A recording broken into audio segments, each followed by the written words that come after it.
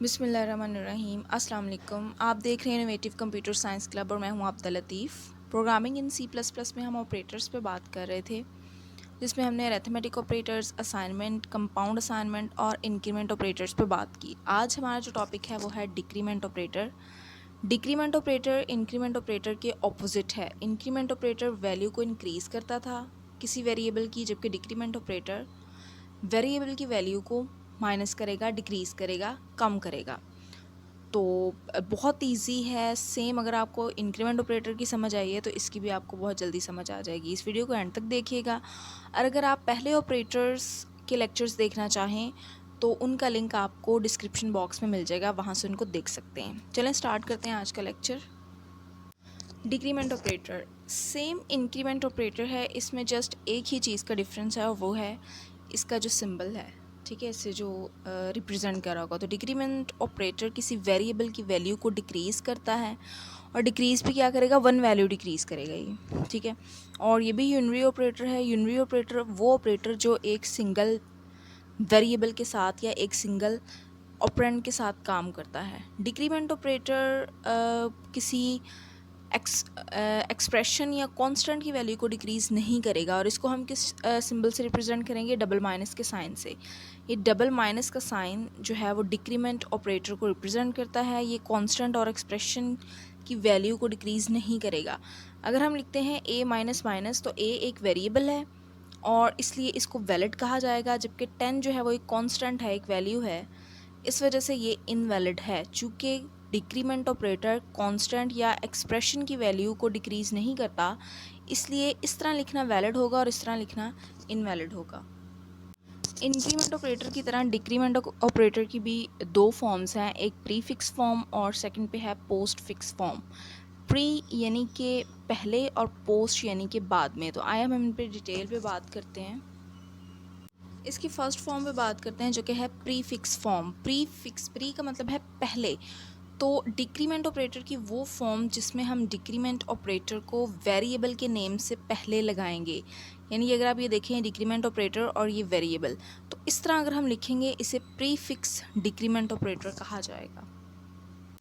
और अगर इसकी सेकंड फॉर्म पे बात करें जो कि है पोस्ट फिक्स डिक्रीमेंट ऑपरेटर, तो इसमें डिक्रीमेंट ऑपरेटर वेरिएबल के नेम के बाद लगाया जाएगा। तो अगर हम इसको इस तरह लिखेंगे y माइनस माइनस, और अब अगर इसको देखें तो अगर हम इस तरह लिखते हैं, फ़र्ज़ करते हैं कि y की वैल्यू है 5, तो 5 और ये जो होगा फर्स्ट साइन ये माइनस का काम करेगा और ये नेक्स्ट वाला इसकी वैल्यू 1 कंसीडर की जाएगी, ठीक है। ये एक वैल्यू को कम करेगा। अगर y की वैल्यू हम 5 देते हैं तो 5 माइनस 1, तो y की वैल्यू क्या हो जाएगी, 4 हो जाएगी। तो इस तरह डिक्रीमेंट ऑपरेटर किसी वेरिएबल की वैल्यू को डिक्रीज़ करता है, यानी कि कम करता है। अब इसको अगर देखें पोस्ट और प्री को, तो इंडिपेंडेंट एक्सप्रेशन में तो इसकी आउटपुट पे कोई फ़र्क नहीं पड़ेगा, आउटपुट सबकी सेम आएगी। लेकिन अगर इसको लार्जर एक्सप्रेशन में अप्लाई किया जाएगा जैसे कि इंक्रीमेंट ऑपरेटर में किया था, तो इसकी आउटपुट में काफ़ी हद तक फ़र्क आएगा।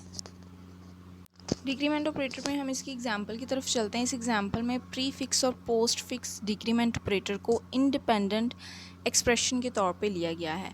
तो सबसे पहले हम हेडर फाइल्स लगाएंगे। Header files pre processor directive कहा जाता है। उसके बाद हम मेन फंक्शन लगाएंगे। ये मेन पार्ट है, इसको लगाना ज़रूरी है।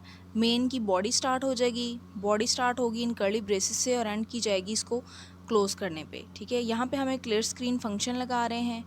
उसके बाद हम 4 वेरिएबल्स ले रहे हैं इंटीजर डाटा टाइप के, a b x y। Variables आप कोई से भी ले सकते हैं, वो कोई ज़रूरी नहीं है आपने यही लेने हैं। और अब इनको, इन चारों वेरिएबल्स को एक ही वैल्यू इनिशियलाइज़ करवाई गई है। यहाँ पे हमने इन वेरिएबल्स को डिक्लेयर किया और यहाँ पे हमने इनको वैल्यू इनिशियलाइज़ करवाई जो कि है 0। अगर हम 0 फर्स्ट कर लेते हैं, इसको इनिशियलाइज़ नहीं करवाते, तो इन वेरिएबल्स की जगह पे गार्बेज वैल्यू पड़ी होगी जो इसकी आउटपुट पे इफ़ेक्ट कर सकती है। अगर हम ये वैल्यू इनिशियलाइज़ नहीं करवाएंगे तो गार्बेज वैल्यू होगी जो इसके आउटपुट पे इफ़ेक्ट करेगी। यहाँ पे हम लेते हैं a माइनस माइनस यानी कि डिक्रीमेंट ऑपरेटर। तो अगर हम देखें a की वैल्यू है 0, 0 में से माइनस करना है 1, तो छोटी वैल्यू में से हम बड़ी वैल्यू माइनस कर रहे हैं। तो जब हम छोटी में से बड़ी वैल्यू को माइनस करते हैं तो आंसर हमेशा माइनस में आता है। 0 में से माइनस करेंगे हम 1 को, तो a की वैल्यू क्या हो जाएगी, -1। तो यहाँ पे हम इसको लिख लेते हैं कि ए की वैल्यू होगी -1। उसके बाद ए की वैल्यू असाइन करनी है बी वेरिएबल को।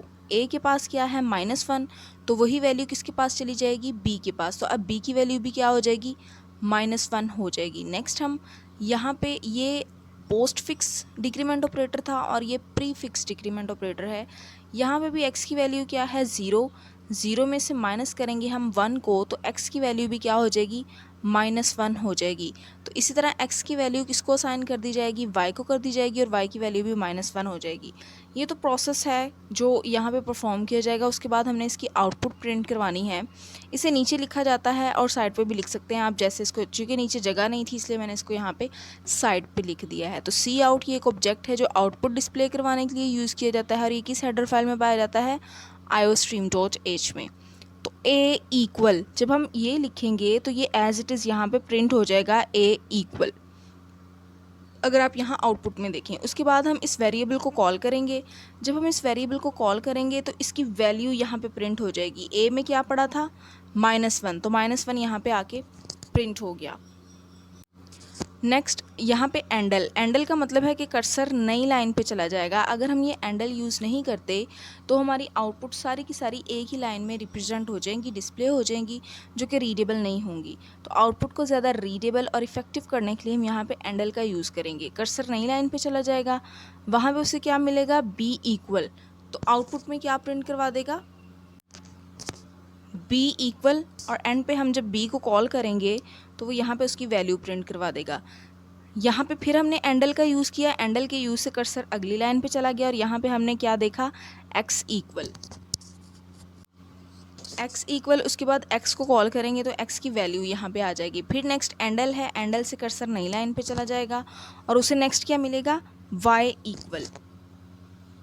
y को कॉल करेंगे तो वो y की वैल्यू यहाँ पे प्रिंट करवा देगा। अब आपने देखा कि इंक्रीमेंट, प्रीफिक्स और पोस्ट फिक्स डिक्रीमेंट ऑपरेटर को जब हमने इंडिपेंडेंट एक्सप्रेशन के तौर पे लिया तो इसकी आउटपुट सब वेरिएबल्स की सेम आई। अब हम नेक्स्ट एग्जांपल में इसको एक लार्जर एक्सप्रेशन में यूज़ करते हैं जहाँ पे इन वेरिएबल्स की जो आउटपुट होगी वो डिफरेंट होगी। अब हम प्रीफिक्स और पोस्ट फिक्स डिक्रीमेंट ऑपरेटर को एक लार्जर एक्सप्रेशन में अप्लाई करते हैं। सेम वही एग्जांपल, सिर्फ यहाँ से ये स्टेप चेंज होगा, ये इंडिपेंडेंट से लार्जर एक्सप्रेशन में कन्वर्ट हो गया। अब हम देखते हैं कि सारे वेरिएबल्स की वैल्यू क्या है, 0। तो यहाँ पे आते हैं, यहाँ पे क्या लिखा है, ये है post fix increment operator. Post का मतलब है बाद में वैल्यू डिक्रीज़ करेगा, ठीक है, ए माइनस माइनस। हम देखते हैं बी की वैल्यू क्या है, 0, ए की वैल्यू क्या है, 0। तो ए की वैल्यू किसको पास कर दी जाएगी, बी वेरिएबल को ए की वैल्यू पास कर दी जाएगी। इसका मतलब है बी की वैल्यू क्या हो गई, 0। 0 भी ए की वैल्यू है, 0 में से माइनस करेंगे 1 को तो ए की वैल्यू क्या हो जाएगी, -1। इस लिहाज से b की वैल्यू 0 और a की वैल्यू क्या हो जाएगी, -1 हो जाएगी। नेक्स्ट स्टेप पे हम मूव करेंगे तो देखेंगे कि अब चूँकि यहाँ पे असाइनमेंट ऑपरेटर के इस साइड पे कोई वेरिएबल नहीं है जिसकी वैल्यू हम इसको पास करेंगे, इसके लिए चूँकि ये प्री फिक्स डिक्रीमेंट ऑपरेटर है, इसका मतलब है कि पहले x की वैल्यू को डिक्रीज़ करेगा, उसके बाद ये उसको असाइन करेगा। अब यहाँ पे y की वैल्यू भी 0 है और x की वैल्यू भी 0 ही है, तो करेगा क्या कंपाइलर, 0 में से माइनस करेगा 1 को, जिससे x की वैल्यू क्या हो जाएगी, -1 हो जाएगी और y की क्या हो जाएगी, -। इसको करने का एक इजी वे ये भी होता है कि आप जब प्रोग्रामिंग करें तो लेड पेंसिल से करें और साथ साथ ऊपर वैल्यूज़ को पुट करते जाएं ताकि आपको समझ आए किस वेरिएबल की वैल्यू कौन सी है। जैसे मैंने यहाँ पे वैल्यूज़ पुट कर दी हैं कि b की वैल्यू 0 है और a की वैल्यू -1 होगी। इसी तरह जब 0 में से 1 को माइनस किया तो x की वैल्यू -1 होगी और यही वैल्यू असाइन कर देगी y को और उसकी वैल्यू भी -1 होगी। सेम इसी तरह ये आउटपुट चलेगी और आउटपुट में अगर आप देखें तो a की वैल्यू क्या है, -1, b की क्या है, 0, x और y की भी -1 प्रिंट हो जाएगी। अब आपने देखा कि किस तरह पोस्ट और प्री डिक्रीमेंट ऑपरेटर लार्जर और इंडिपेंडेंट एक्सप्रेशन में आउटपुट को चेंज करते हैं।